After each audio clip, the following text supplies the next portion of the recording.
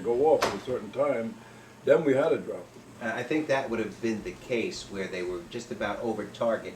The armed and the cloud cover was so thick that the whole squadron had to turn around and then just ditch their bombs because of that cloud cover. And a lot of times they used to go out and look for a target to hit, anything. Something. But we didn't have that much problem. We used to drop most of ours. And speaking of we had also the bomb sight, well, I think it was the Sperry, we were using to bomb through the clouds.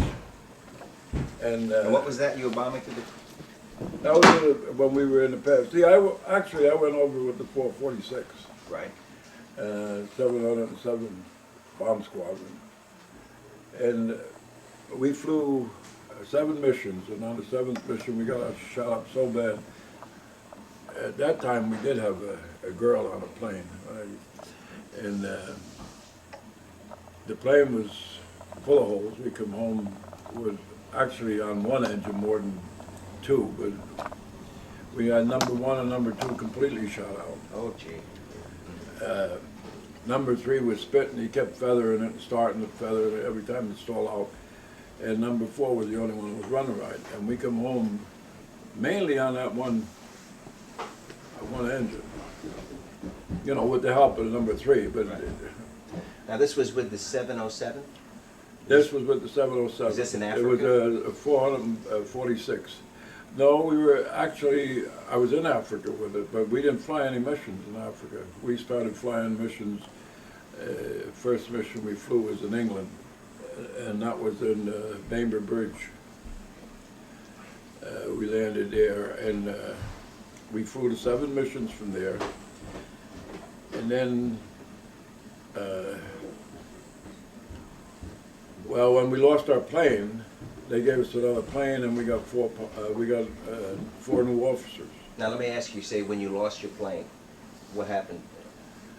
We got across the English Channel with it. We landed on the pilot landed it on the emergency field, which was nothing but just a field with a couple of... Right. And this was the plane that was all shot up really bad? Yeah. Okay. And they scrapped it. We waited there. The next day they come picked us up in trucks and brought us back to the 446. And we didn't do anything for, I don't know, a couple of months. We didn't do anything after that. Did you think you were going to go back home and not get another plane, or was that just... Oh, we got another plane there. Right, right. But we didn't go home. Was it still in place where if you had 25 missions, then you were headed for stateside? 25 successful missions. I was supposed to go home 25 missions. But then after D-Day, they got so easy, they made us fly an extra 5. I could have said no, because that's a completely volunteer. You know, flying was always volunteer. And if you refuse to fly, you can say you don't want to fly. But we had, in the 3rd mission, we had a guy, Santone. He went happy in the 3rd mission. When we got back, he was shooting his 45 through the ceiling of the Nissan hut we were in. And so course, going happy meant that he just lost it. Yeah, he lost it. Flak happy, they call it. Black happy. That was on the 3rd mission. We got shot up pretty bad. Now, what do they do with a person like that? Have any idea? Or they put him in a rest home for a couple of weeks, and then they put him in supply. He was handing out clothes. So you saw him after that? Oh yeah, we saw him after that. Was he all right guy? He was straight up? He was all right, but he was all right and he wasn't all right. He felt bad at what, you know, what happened to him, because he was one of the guys that was always, oh, we're going to go over there and give him this, we're going to kill him off, you know. Right. And then he was the first one that fell out. So yeah. Anyway, then up to that point, I was a tail gunner. And then from there, I went into the, he was in the way, so I told the pilot I was actually too big for the tail. I couldn't get in there with my parachute. Now the tail was it a turret or? Turret. So it just, Right. it wasn't like one of the, like the B-17s that had a turret underneath and just moved around? We had one, we had a bulwark too. Right. Turret. And we had, the engineer had a top turret. And the bombardier used the guns in the front, but no turret. What, do you remember what kind of German aircraft would try to, fighters would come after you? Mostly 109s and 109s and Would that look- would that- 190. Would that look familiar to you, something like that? Yeah. That's one of them. They were, you know, without my glasses it looks like a blur, but that's gonna be one of them too. The 109 and 190 was the most we had problems with. ME 109 and. Okay, let me see if I do have a 190. But we saw others, but. That's your, this is your 190 here. And it's kind of like the Liberator in a way. It's got the two tails in the back.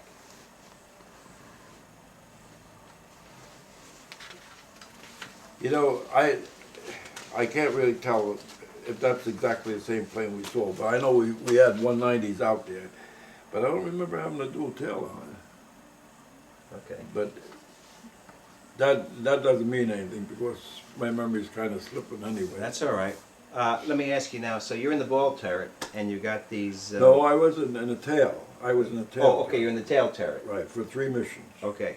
And did you have any Messerschmitts, any fighters come down? while Yeah, you were we in had there? fighters come down, and one time I claimed one, but I think it was on the 3rd mission or 4th mission. But after that, I didn't claim no more because we used to go in the briefing room, and all the fellas, you know, after the mission, we go in the briefing room, and all the guys that claimed the plane, they would put it on the chart, and then the big shots, you know, they would analyze it and say, well, this guy had more chance of getting it, and he probably was the one that shot it down. So Okay. they would give it who they thought, because there'd be more than one guy shooting at it. Mhm. You know, you had a lot of guns pointing at it. So anyway, what would happen is they would give it to the one that had most likely got it. And I spent about 4 hours in there, and I didn't feel it was worthwhile, so I didn't go no So more. you didn't speak up. Let them get their planes the way they wanted. How many planes were in a mission usually? Well, a group, we were supposed to be flying about 48 or 50 Aircraft? in So one group. 48 or 50 Liberators are up in the air. Yeah, but that doesn't mean that's all that was up in the air, because there would be more than one group flying at the same time. And mostly we didn't have 48. We had maybe somewhere from 32 maybe to 40. They never really put out a full group. Because, you know, because they used to come back damaged all the time, so. But you had maybe, you could have as many as 200, 300 planes in the air, all coming in from different directions. You mean German fighters and your No, and American bombers could be up there. You could have, but they would be coming in from one direction and another one, and not only they didn't all go for the same target, they made different targets, but you could see them, you know. And matter of fact, when we were going into a target, once we ran into a B-17 out dropping bombs, and we were going actually home, and they were hitting the target before we got to the coast. And we could actually see them drop it. I think I got a picture of that, I'm not sure. But they used to put a lot of planes up at one time. I'm curious. You've got all these planes up, and then you got fighters coming down. What about friendly fire? Do you know of anybody ever shooting up their own airplane or somebody else's airplane with all that? You're shooting 50 caliber machine guns? Is that what you're running? 50 calibers. 50 calibers we had. Actually, we didn't have that problem, but see, we used to fly under the 17s a lot, and Now you they say had a under problem. the 17s. When B-17s flew at a different altitude? Yeah, we used to fly. Most of the time, we were flying around 28. And they were 28,000 flying feet. around 30, 32. But not always. A lot of times we flew at 11 too. We were 11,000 feet? 11,000 Did you like feet. that? Did you feel like a sitting target?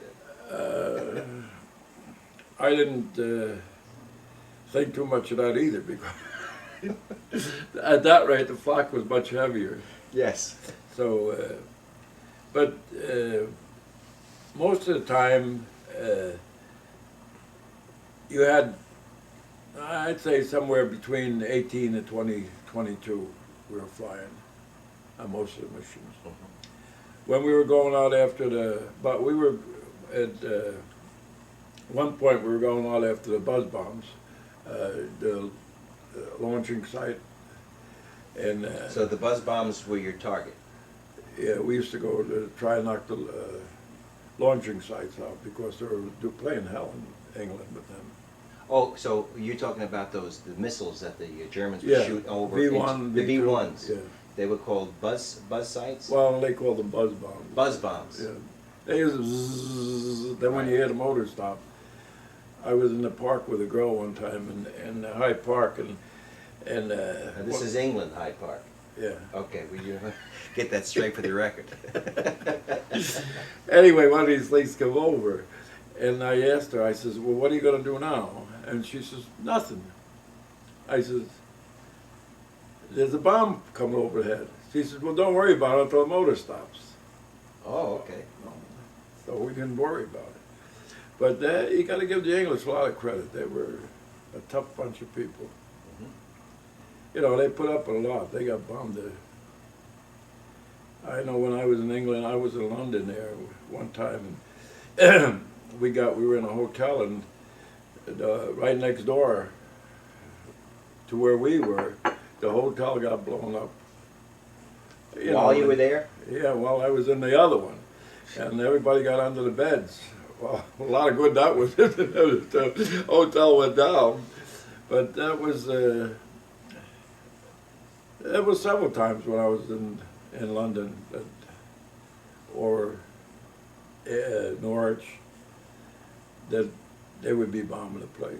Now, was that the buzz bombs, or was that That was the bombers? Bombers, but the buzz bombs too. That was a buzz bomb that hit the building alongside the hotel. It was a buzz bomb that come in, and well, I don't remember exactly how many people got killed, but quite a few people got killed then. Sure. But the British didn't run for air raid shelters as soon as they heard a plane coming. Otherwise, they would have been spending a lot of time in an air raid shelter. So you admired their courage, and you I admired their do, courage. certainly do. And what about the RAF pilots? They were a good bunch of guys. I never really met any of them, but I imagine they were. I can't really say, but I imagine they were a good bunch of guys. They were pretty tough. bunch. See, the English didn't care for the Americans too much. Started early, about the 1700s.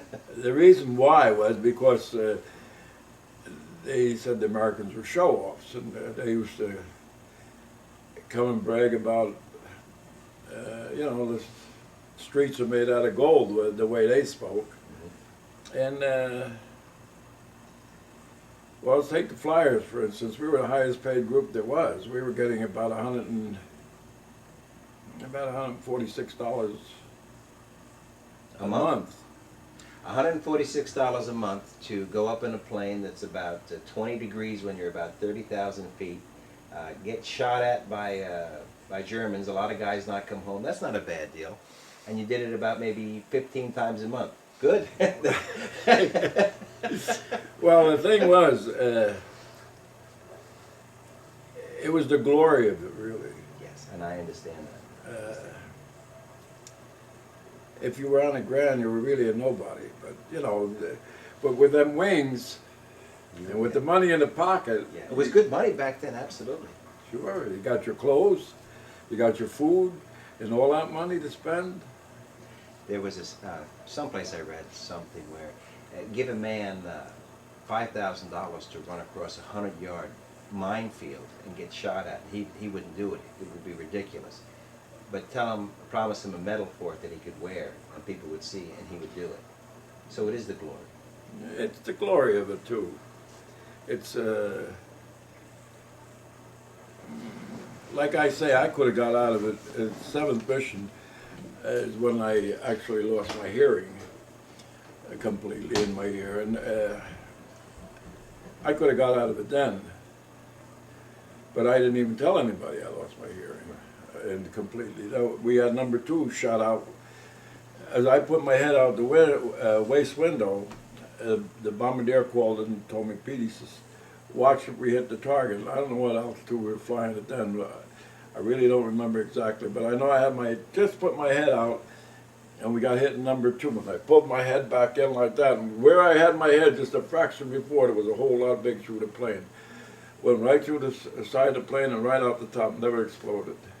So we were very fortunate. Yes, you were very fortunate. But, well, the plane too, if that thing would have blew up in the plane, we would have went down for sure, would have cut us in half. Wow. Anyway, Now was that flak? it was a shell went right through, it didn't explode. And anyway, then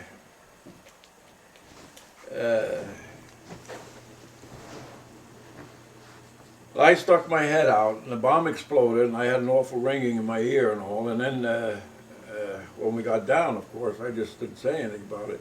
But when I got home, back in the States, I was supposed to stay here a month and then go to Japan to fight. But I got down in Atlantic City before we went away again. They gave us an examination again, you know, physical. Mm-hmm. And they found out I was completely deaf in that ear. So they grounded me, so I didn't have to go anywhere. But I knew they knew I was completely deaf in that ear before I would have got grounded. So with 7th mission, I could have got out of it then. And how many missions did you fly after that? Well, I did 30 altogether. These are them, right up to here. So you did 23 more missions after you were totally deaf in one ear, because you didn't want anybody to know. You wanted to fly those missions? Well, I wanted to fly and get home. You were looking for the 25th mission? Yeah, I was looking for the 20. The average, I'll be honest with you, most of the guys, you know, they say, like they showed the Memphis Belle. Did you see the movie Memphis Belle? Did I ever see it? Yeah. No. It's a very good movie. I saw the movie. Oh, right, okay. And actually, it's not, well, I don't think anybody acted. It's accurate enough, but the way they acted on a plane, like that guy who threw the metal out on the guy, he say, you know, you didn't fool around up there like that. At least we didn't. Right. We were all more serious minded. You didn't have time to play around when you had planes coming at you and flak all over the place. You were not. What kicks in at that point in time? You've got those planes flying all over. You're in. That's when it's easier. That's easy. It's when the flak is there and you can't do nothing. You're standing there and just watching these puffs of smoke come up, and you hear the stuff hit the plane like somebody's throwing gravel at the plane. That's when it's rough. And the plane's getting jolted and tossed around by the plane. And if you got planes coming in, you got your machine gun, you're going, you're not thinking that. You're thinking of that guy, you know, shooting that guy down. Where the other way, you're thinking about getting hit. What's the temperature right about now at about 25,000 feet? You got the doors open like a convertible almost. Yeah, well, you got the waist windows too. It dropped down to 30, 40 below sometimes. Below? Yeah.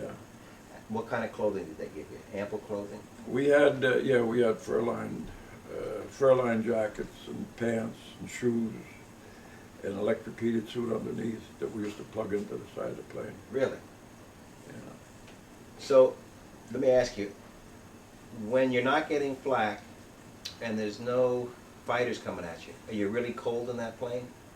Well, it's cold in the plane enough that with your oxygen mask on, condensation, when you get down, you got a big chunk of ice here.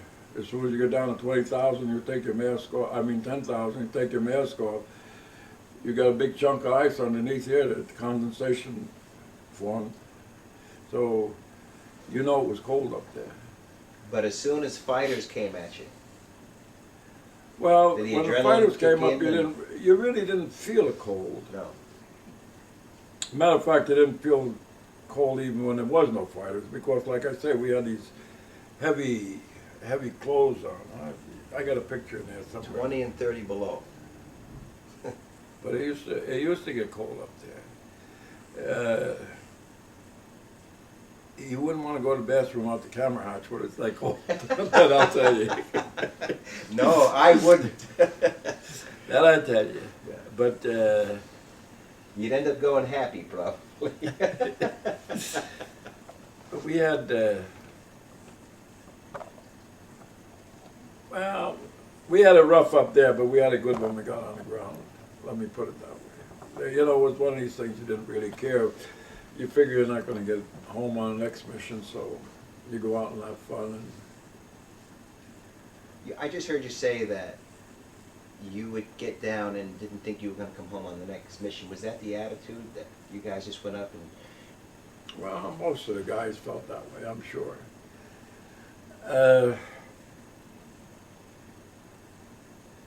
Well, they all, the fellows that I knew, all had that same feeling.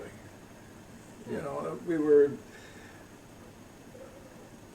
well, the average missions, after your 15th mission, that was the average mission that the fellas made. So if you were after the 15th mission, if you were still flying after the 15th, you were doing good. And then you expected, you know, anytime. I mean, there's a law of average. It's not always the same guys. Like you say, well, you go out with 30 planes, you lose, say, 15 of them. So you lost half of them. Now you go out next time with 30 planes. So them guys that come in, the new guys, they got lost. And you're still there. That's not the way it works. It could be the old guys getting knocked off, and that's what happened to a lot of them. I started on the Memphis Belle. It took them over a year to get their missions in. Well, the reason it took them over a year to get them in at that time is because there was a lot of planes flying, and there should have been a lot more than one plane get, you know, finished in a year's time. Because even here, I don't think. Flying the way I flew here, I did 30 missions. Most of them guys only did 25. And it was less than a year that I flew them.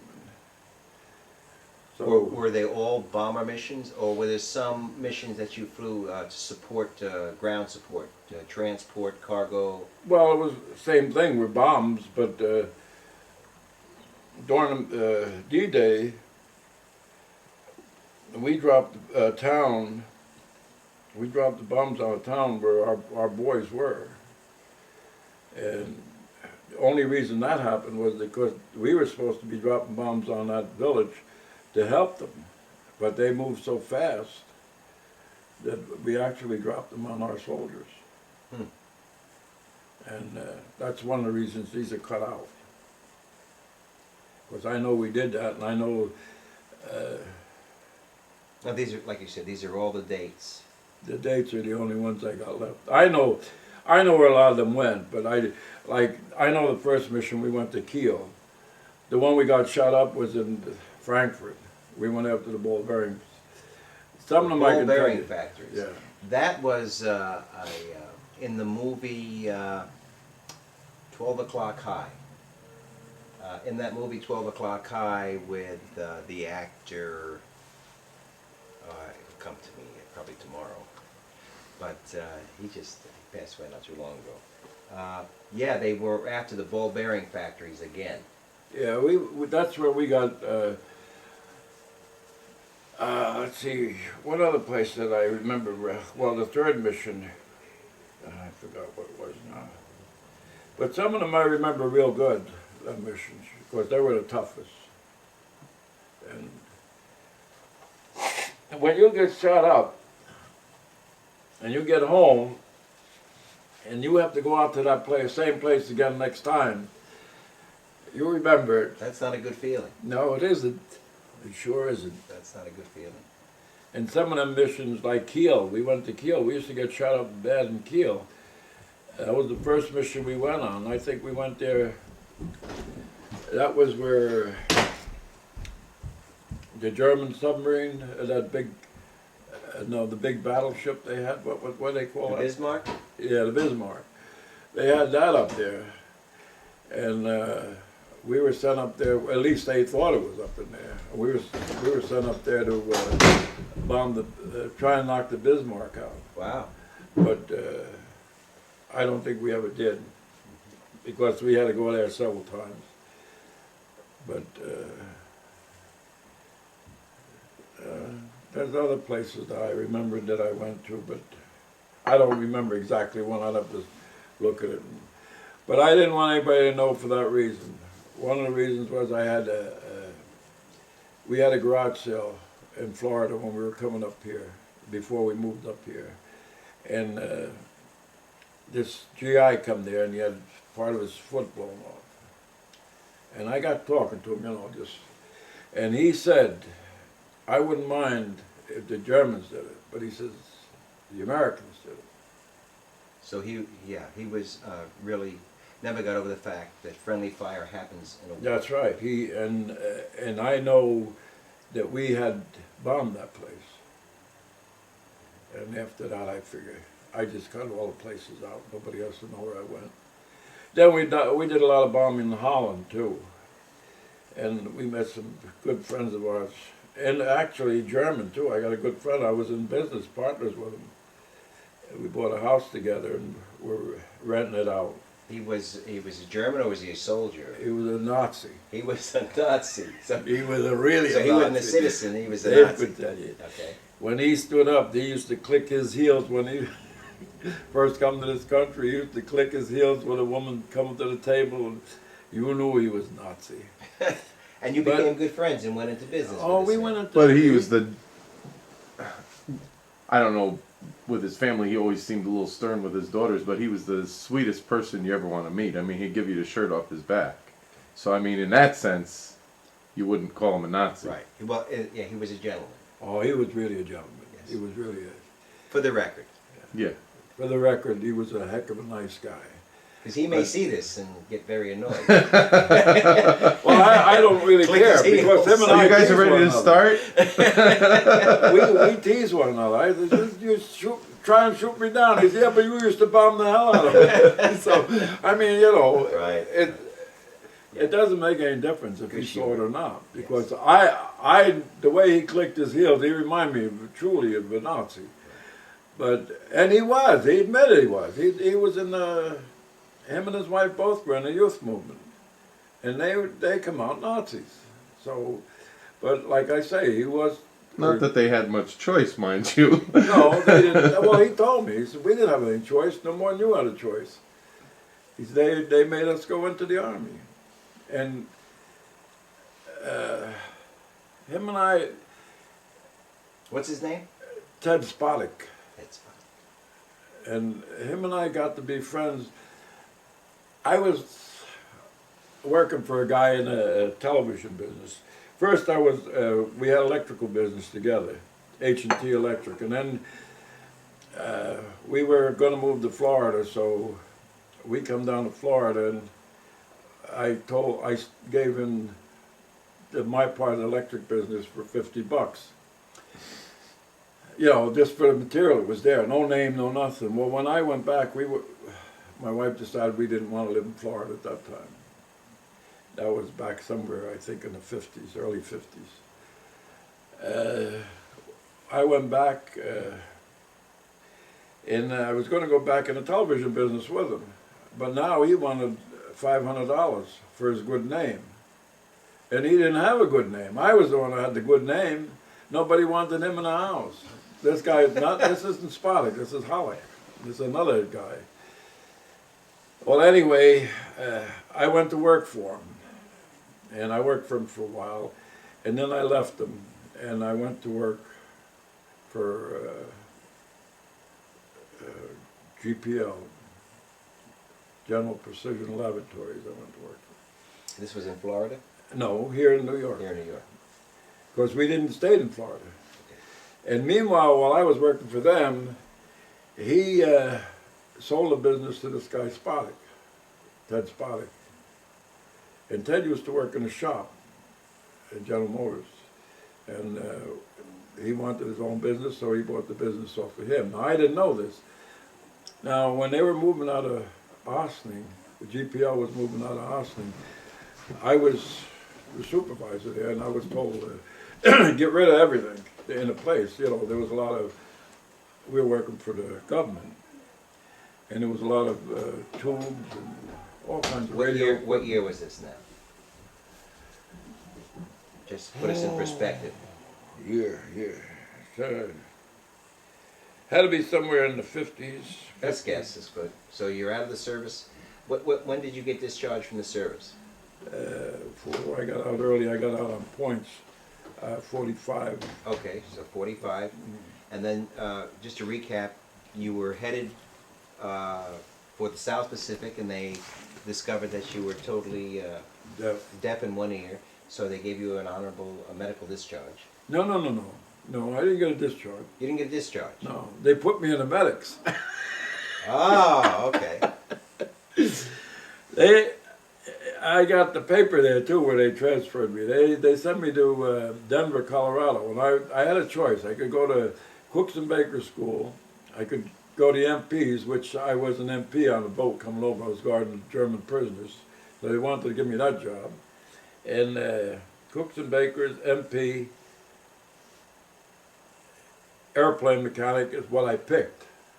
I was heading for airplane mechanic. And this is in Denver, Colorado? Yeah, This I was is going to Oakham? Denver. I was in Atlantic City, but this is where they were sending me. But you're totally deaf in one ear. Nowadays, they just discharge you, but I guess the manpower, they needed you to fill a square or just to be a body, as we say today. Be a That's body. right. Yeah. Back then, they probably said the same thing.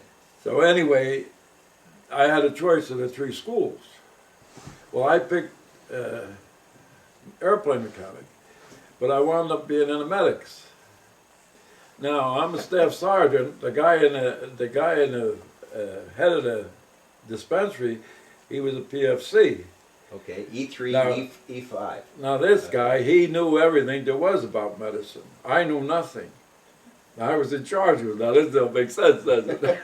That sounds like a government operation. Well, anyway, I didn't butt into his business. I just leave him alone, you know. And I used to play checkers with the doctor all the time, Captain Hall. He used to like to play checkers. So after sick call, him and I used to sit there and play checkers, and I used to beat him all the time.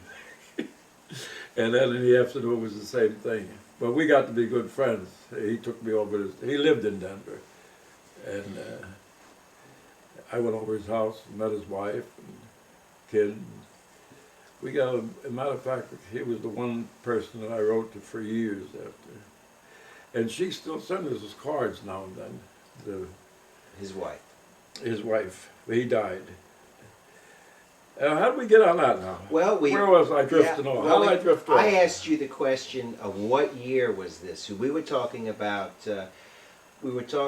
You were GP. Was it GPL? GPL. And they were just taking over, and you had to get rid of all the equipment. And I asked you what year was this, and we went back to. Okay. That's how we got on that. All right, then. We So were that was going. in We were 45. going to Spotted. We were going How I Met Spotted. Right. Well, you had, and I asked you about the what did you have to get rid of? You said there were tubes and all this. Chassis and transformers. Government contracts? All government contract that they gave up. They changed. They were moving from Ossining. They were moving a plant to Pleasantville, and they left me there to take charge of clean the place out. And well, if you went to my house, the house that I built, where Dave was born and raised, there's a big wall there. The driveway goes down like this here, and there's a big wall there. And in that driveway, you can find all kinds of chassis and tubes. Even today? Even today, because they're all buried under there. Anyway, I had a lot of tubes, and I see, this is a shame. There were, what the hell, 12A, I don't know, there were the small ones, I don't remember it. I know where 12 was the number on it, but I forget. But I figured, well, I'd take them down to Hollick, the television guy, and I let him make use of them. Well, actually, I was going to sell them to him real cheap. I would have given them for 50 cents a piece. They were brand new. I had a whole big box of them. And I had a lot of other stuff. In a perspective, 50 cents back in mid-50s could probably buy you a pack of cigarettes and a couple of quarts of milk and a loaf of bread. About that. So that was good money. Anyway, when I got there, I see this guy. I don't know him. And I asked him, I said, what happened to Ed Hollick? He says, oh, he sold me the place, and he's down in, he went down to Florida, in Florida anyway. And he says he owns the place now. So I asked him if he wanted to buy some tubes. And he thought I stole them. And he was afraid that I was trying to set him up. See, he had just come to this country. And he was kind of afraid that when they first come here, they trusted nobody. Because there, everybody used to squeal on everybody else, you know. In Germany, this is despotic. And he was afraid to even talk to me. He was afraid I was trying to set him up, you know, get him shipped out. He wasn't a citizen yet. But anyway, I said, okay, and then... And this was the first time you met him? Yeah. So, okay, so this is your first meeting with him? Yeah, so then I start going with him, and well, I start going down there, and I got to be good friends with him after, you know. And this I shouldn't let on tape, because I wasn't supposed to give that government stuff away. All right, well, okay, we'll edit that. But that's all right, I got rid of it. It's too late to worry about it now anyway. 7 years are up. I was told to get rid of it any way I can. What's your IRS report this year? They'll get you. And I didn't sell them anyway because he didn't want to buy them. He was afraid to touch them. Anyway, most of that stuff was buried in the driveway. But that's how I met him. And we became good friends. And then we were going to buy a house together, and that fell through. And then we found this other house, and we went in partners on it. Now, let me just get a perspective. Where are we in time frame? Are we in the 60s yet? Early 60s? Or still late 50s? Yeah, we were up in the 70s already, I think. Oh, really? Okay. Yeah, because I was friends with him for quite a while before he trusted me to go with him. Before he trusted me in a partnership with him. Yeah, it was in the 70s probably. Okay. And I already had a two-family house that I was renting. Let's see, that was in 50. I bought that house in 50, the one house I bought in 55. Of course, we couldn't have any kids at the time. They told us, well, that's another story, but the doctor told me, he says, there's nothing wrong with you and there's nothing wrong with your wife. He says, go home and enjoy yourself. Don't try to make babies. What does that actually mean? Yeah. He says, go home and he says, make yourself some debts. He says, go in debt. He says, you have nothing to worry about. He says, buy yourself a new car. Oh, yeah, buy yourself a new car, buy another house. And I did exactly what he said. Doctor told me. Hey, the doctor says. And I think it was, about a month and a half, the wife went back to the doctor and he told her, you're going to have a baby. And after 5 years, when we didn't have no kids, my wife used to wake up crying. She wanted a baby. But Then she had me and she still cried every night. after 8 years, it worked, what he said. I was working on one job during the day. I was working my regular job. And at night I come home, I'd eat, and I'd run and work on a house that I bought because downstairs there was an old woman lived in there, and it was really a shambles. And I really converted it into a two-family. It was really a one-family, but she was renting the upstairs. But they were using the same bathroom. So when I bought the house, I cleaned up downstairs, made a bathroom downstairs, and I had a two-family house. Now, where did you learn all these skills? Building, plumbing, electrical? Well, That's one of the reasons they told me they put me in the Army. When they put me in the Army, they sent me to airplane school when I first went in, because they said I had mechanical ability. Mechanical ability. I went through a school in Denver, Colorado for airplane. Here's the school I went to. That was one of the postcards I sent to my brother. Now, these are what is P-41 Mustangs? No, that's an AT-6. An AT-6. That's an An old early plane. trainer. Yeah. Okay. And then Hey, here it is, AT-6. You flew in. Did you ever fly prior to this? no.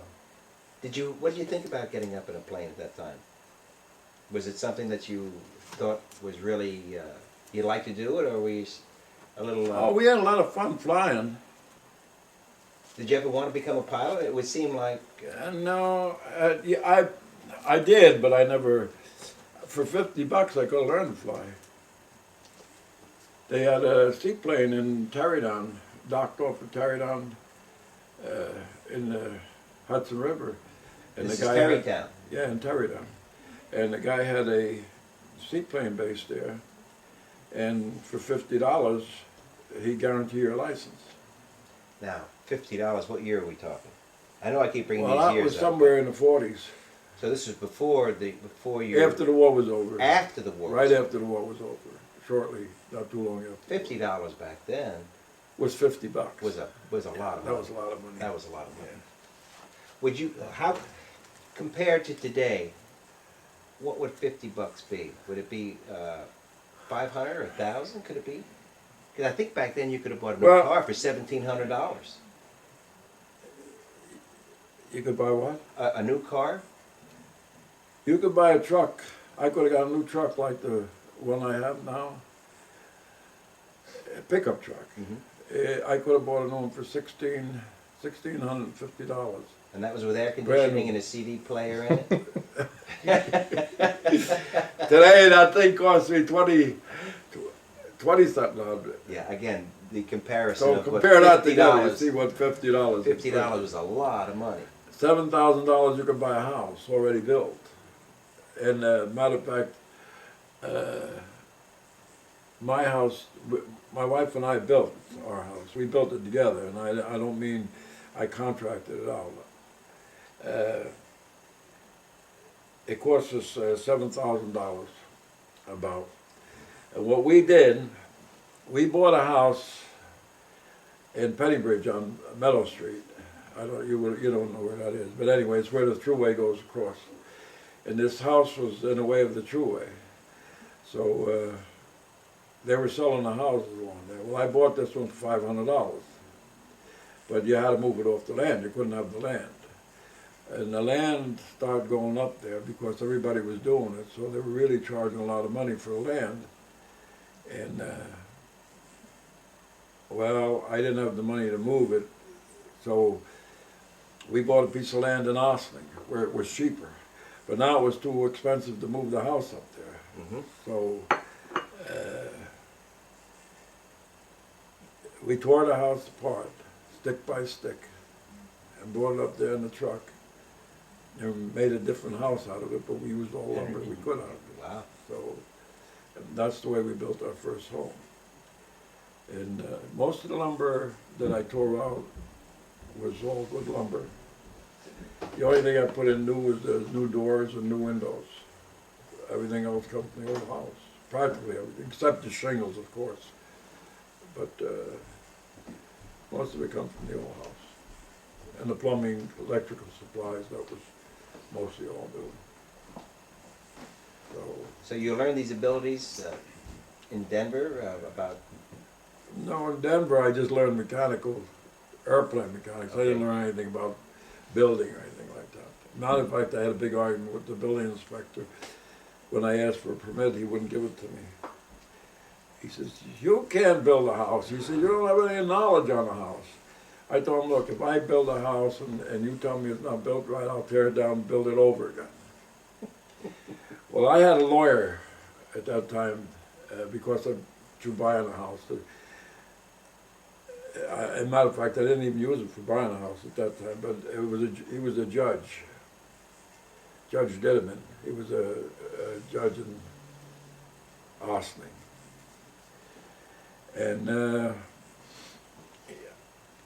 I went to him and I told him I wanted a building permit, and Pete Clausen wouldn't give me one. Now, he was the building inspector. 5 days later, Clausen called me up. He says, Thomas, he's come and pick up your building permit. See, when you know somebody. See? Even back then, you had to know somebody. Oh, back then, lots more so than now. Really? I think. Oh, yeah. If Pete Clausen, where the guy was there hollering about building a house, that I couldn't build one. And this, the truth, he used to walk into the house, and he never looked at the house what I was building. As long as I put a bottle of whiskey on the table, and he opened it up, and he'd have a few drinks, and I give him an envelope with $20. He would wrap whiskey up in newspaper and walk out. That was it. Every month he used to come for his $20 and his bottle of whiskey. I was changing the size of the windows in the house. And I told him, Pete, I says, by this time we got to be friends, even though I had no use for him. Even though I had no use for it. Well, he took your whiskey and your $20, but he turned the other way. Anyway, I told him, I says, Pete, I'm changing the window, the size in there, and I'm changing the header on the window. I says, from 10s to 12s. I says, I want an okay on it. Don't worry about it, Pete. He says, you're doing fine. He says, I don't know what to look at it. And he was so nice to me after that, you know. So you see, the crooks were there even then. Now, I put in a septic tank, and I put it down behind the house. And I wasn't even supposed to put it in, they told me, until I got a permit for the house. So I called the Board of Health and I told them I had the septic tank in, I was all ready to close on it. Well, this guy, he come over and he looks at it and he's walking back and forth and walking back and forth. Now I got the septic tank is in there already, built. And he spent about a half an hour walking back and forth. And he finally told me, he says, you can't have it there. He says, it's too wet down there. And he said, I had to put it up on the side of the house. Okay. I didn't like the idea, but I did it anyway. So the chief of police come down, he asked me, he says, Pete, how'd you make out? I knew the chief pretty well, too. And he says, how'd you make out? I said, I said, the son of a bees, I said, he made me change it. He wouldn't let me pass that. I said, he walked back and forth for half an hour or more. And then he decided how to put it up. He said, you damn fool, he's walking back and forth, he's waiting for $50. If you would have given him $50, he said, could have. The chief of police told me this. Yeah, holy gee whiz. So, you see, that's why I say, they were, even then, they were looking for that buck. But they weren't making the kind of money you're making now either. No, they weren't. Yeah. So, that was one of the reasons. So now that's way off of the war story. that's okay, but it brings us back to Terrytown, and that's where you were raised. I was born in North Tarrytown, raised in Pennybridge, which is part of Tarrytown. You know where Pennybridge is? No, I've never heard of it. I know Terrytown, which is now with Sleepy Hollow. Well, that's North Tarrytown. Okay. That used to be North Tarrytown. Now they changed it to Sleepy Hollow. Right. Tarrytown, Dave gave me a book of Tarrytown, the history of Tarrytown. And they have Pennybridge in there. It's in the, but I don't think they call it Pennybridge anymore. I don't know. The address is Tarrytown, but it was always known as Pennybridge. Little hamlet, you know, within the town. Right. Where my mother and father built the house, $200 for the land, and $2,000 I think for the house. There was a burned out hotel and saloon there, where everybody used to stop, you know, when they were going along 9, because it wasn't too far from 9. And then they would go traveling from New York to Albany. Is 9 a paved road at this time, or is it still a? Oh, I imagine it was. I really don't know.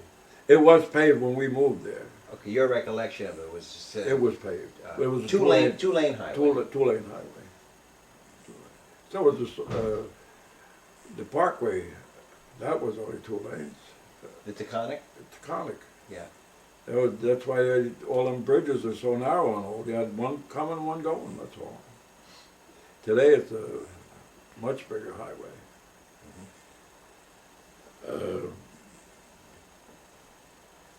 Anyway, there used to be a bridge there where the water went underneath the road. And the story was that they used to have to pay a penny to go across the bridge. And that's how that place got its name, Penny Bridge. Penny Bridge. How about that? I don't know how true that story is, but Sounds good. yeah, that's what we heard when we were kids. We were told that anyway. So you have any brothers or sisters or? Yeah, I got one sister left and one brother left. Were you the youngest? No, the youngest one is still alive. He's in Florida, and my sister was the oldest, and she's still alive. She's how old is Aunt Julie now? You're asking me? How much older is she than you? She's somewhere in her 90s, probably 90s. She's but the other one's in between. 1, 2, 3. Oh no! I got another brother. I forgot all about Uncle Johnny. I got a brother out in Buffalo. Younger? No, he's older than I am. He wanted to join the RAF before we were at war. He wanted to join the English Air Force? Yeah, he wanted to go to the RAF in Canada. Ah. And they were headed for Canada, him and another fellow, and they ran out of money when they got to Buffalo. So he went to work for Bell Aircraft out there. And they were going to work 6 months and then continue on. But he lost his eye out there, so he lost his eye out in Bell Aircraft. So he never got to be a pilot. Mm. And he really felt bad about it because that's one of the things he wanted to be. Yeah. So he stayed in Buffalo? He's still in Buffalo. He's in a nursing home now. I understand he can't see, he's blind. I don't talk to him because I got nothing to say to him. It's not that, it's just that I've called him several times, and what am I going to tell him? Things are beautiful out here. The poor guy, he can't see. So I don't really call him. Last time I talked to him, I think it was about 1.5 years ago. That was when we first moved up in Salt Point, I called him. So, How is it different today? The kids today running around the neighborhood to when you were a kid? Running around Penny Bridge? well, the kids today, I think, well, I guess it's more dangerous out there than it was then. But we used, when I think I was about 12 years old when I first got my first 22. I got, we used to sell chlorine salve, and I used to sell the Saturday Evening Post, the Ladies' Home Journal. I gotta get a napkin and blow my nose. Excuse me for a minute. Go ahead. You want some more coffee, Jay? Sure. You want to take a break? Sure. Let's take a break.